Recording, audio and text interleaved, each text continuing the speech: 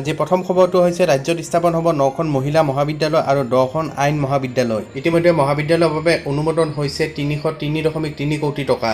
দৰং, নগাঁও, কাছাৰ, কৰিমগঞ্জ, বিলাসীপাৰা, গোৱালপাৰা, হাইলাকান্দি, বৰপেটা, গোলংগঞ্জত স্থাপন হ'ব এই মহাবিদ্যালয়কেইখন। আনহাতে নতুনকৈ স্থাপন হ'ব 6খনকৈ ডিগ্ৰী কলেজ। শোণিতপুৰ, তিনিচুকীয়া, মাজুলী, চিৰাং, ওদালগুৰি আৰু বাক্সাত স্থাপন হ'ব মহাবিদ্যালয়কেইখন।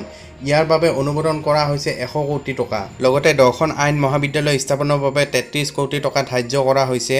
ডিব্ৰুগড়, তেজপুৰ, ডিফু, শিলচৰ, উত্তৰ লখিমপুৰ, ৰঙিয়া, বিলাসীপাৰা, টিহু, ৰহা আৰু যোৰহাটত স্থাপন হ'ব এই মহাবিদ্যালয়কেইখন। 31 ডিচেম্বৰৰ আগতে আধাৰশিলা স্থাপন কৰা হ'ব বুলি মন্তব্য কৰে ডক্টৰ হিমন্ত বিশ্ব শৰ্মাই। ইয়াৰ পিছৰ খবৰটো হৈছে তেজপুৰবাসীৰ বাবে সুখবৰ। তেজপুৰৰ মিছন চাৰিআলিত স্থাপন কৰা হ'ব এখন উৰণীয়া সেতু। কলিয়াভোমৰা দলং অভিমুখী হ'ব এই উৰণীয়া সেতু। দীৰ্ঘদিন ধৰি স্থানীয় ৰাইজে তীব্ৰ যান-জঁটৰ সমস্যাৰ সন্মুখীন হৈ আহিছে। এই সমস্যা সমাধানৰ বাবে গড়কাপ্তানী মন্ত্ৰী ডক্টৰ হিমন্ত বিশ্ব শৰ্মা আজি এক সংবাদমেলত এই কথা ঘোষণা কৰে। ইতিমধ্যে ৰাজ্য চৰকাৰে অনুমোদন কৰিছে পুঁজি। চলিত মাহৰ শেষৰ ফালে এই উৰণীয়া সেতু আধাৰশিলা স্থাপন কৰা হ'ব বুলি মন্তব্য কৰে ডক্টৰ হিমন্ত বিশ্ব শৰ্মাই। ইয়াৰ পিছৰ খবৰটো হৈছে মহানগৰীৰ মালিগাঁৱত নতুনকৈ নিৰ্মাণ হ'ব উৰণীয়া সেতু। মালিগাঁও চাৰিআলিত 420.75 কোটি টকা ব্যয়েৰে নিৰ্মাণ হ'ব এই উৰণীয়া সেতু। এই সেতুৰ দ্বাৰা কামাখ্যা মন্দিৰলৈ যোৱাৰ পথত নিৰ্মাণ হৈ থকা পথক সংযোজিত কৰিব। এই উৰণীয়া সেতুৰ নিৰ্মাণৰ কাম 10-15 দিনৰ ভিতৰত আৰম্ভ হ'ব বুলি সংবাদমেলত মন্তব্য কৰে ডক্টৰ হিমন্ত বিশ্ব শৰ্মাই। ইয়াৰ পিছৰ খবৰটো হৈছে ৰাজ্যত 10,789 গৰাকী শিক্ষক-শিক্ষয়িত্ৰীক দিয়া হ'ব নিযুক্তি। অসম চৰকাৰে ৰাজ্যত শিক্ষক নিযুক্তিৰ দ্বিতীয়টো প্ৰক্ৰিয়া আৰম্ভ কৰিবলৈ ওলাইছে। শিক্ষামন্ত্ৰী ডক্টৰ হিমন্ত বিশ্ব শৰ্মাই এখন সংবাদমেল সম্বোধন কৰি এই বিষয়ে উল্লেখ কৰে। নিযুক্তি প্ৰক্ৰিয়াৰ দ্বিতীয়টো স্তৰত 10,789 গৰাকী শিক্ষক-শিক্ষয়িত্ৰীক নিযুক্তি দিয়া হ'ব। ইয়াৰে 1,102 গৰাকী নতুন হিন্দী শিক্ষকক, প্ৰাথমিক শিক্ষাৰ অধীনত 3,941 গৰাকীক আৰু উচ্চ মাধ্যমিকত 5,746 গৰাকীক নিযুক্তি দিয়া হ'ব।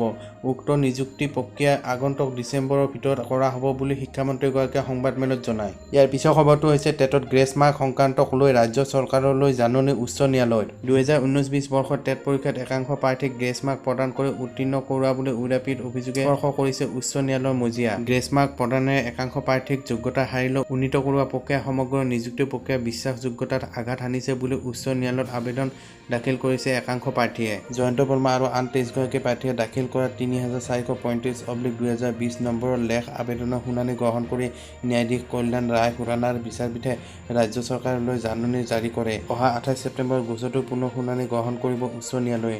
উল্লেখ্য যে 200 মুঠ নম্বৰৰ বাবে টেট পৰীক্ষা অনুষ্ঠিত হৈছিল। টেটত যোগ্যতা অৰ্জনৰ বাবে প্ৰতিখন প্ৰশ্নকাকতত 60% নম্বৰ লাভ কৰাটো প্ৰাৰ্থীৰ বাবে বাধ্যতামূলক। কিন্তু 60%তকৈ কম নম্বৰ লাভ কৰি একাংশ প্ৰাৰ্থীক গ্ৰেছ নম্বৰ প্ৰদান কৰি উত্তীৰ্ণ কৰোৱা বুলি অভিযোগ উত্থাপন হৈছে, যাক লৈ একাংশ বঞ্চিত প্ৰাৰ্থীয়ে প্ৰতিক্ৰিয়া প্ৰকাশ কৰিছিল। ইতিমধ্যে গোচৰ তৰা প্ৰাৰ্থীসকলে ৰাষ্ট্ৰীয় মাধ্যমিক অভিযানৰ মিছন সঞ্চালকক স্মাৰকপত্ৰ দাখিল কৰিছিল, কিন্তু এই ক্ষেত্ৰত তেওঁলোকে কোনো সঁহাৰি লাভ কৰা নাছিল, যাৰ বাবে উচ্চ ন্যায়ালয়ৰ দ্বাৰস্থ হৈছিল। ইয়াৰ পিছৰ খবৰটো হৈছে ধন নাই অসম আৰক্ষীৰ, ইন্ধন ক্ৰয়ৰ বাবে অসম আৰক্ষীৰ ধনৰ নাটনি হৈছে। জানিব পৰা মতে পেট্ৰল পাম্পত 12 কোটি টকাৰ ধাৰ আছে অসম আৰক্ষীৰ।